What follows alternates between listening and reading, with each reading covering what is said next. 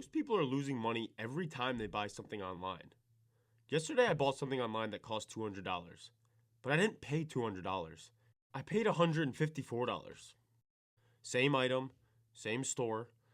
All I did was stack 3 simple tricks most people ignore when they check out online. And once you start doing this, you'll almost never pay full price again. Most people think saving money requires some complicated budgeting system, but honestly, a lot of the time it just comes down to 2 extra clicks before you buy something online. Those 2 clicks can mean the difference between paying full price or getting 10, 20, sometimes even 30% back. And the way you do it is by stacking 3 things together. Let's break them down. The first layer, and this one's pretty obvious, promo codes. Everyone knows they exist, but most people don't actually check. Before you check out anywhere online, open a new tab and search store name and promo code.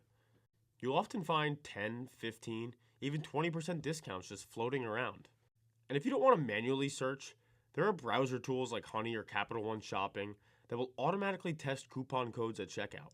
You literally click one button, and it tries multiple codes to see if one works.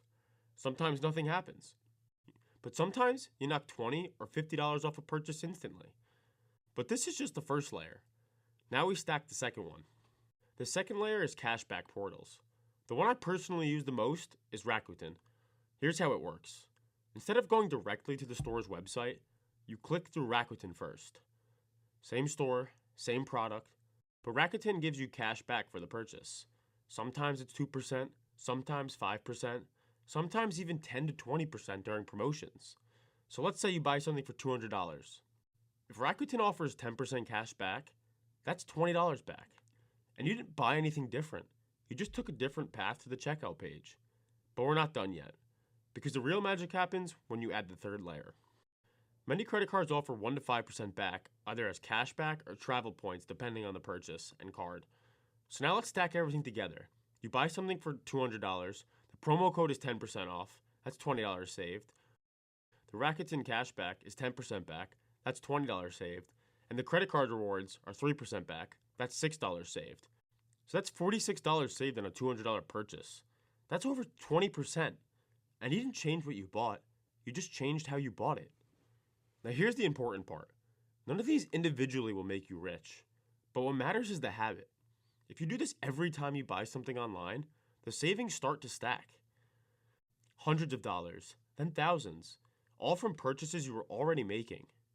For example, I'm about to go on a road trip through California, and a big portion of the hotels on that trip are basically being paid for with credit card points and rewards I accumulated for everyday spending.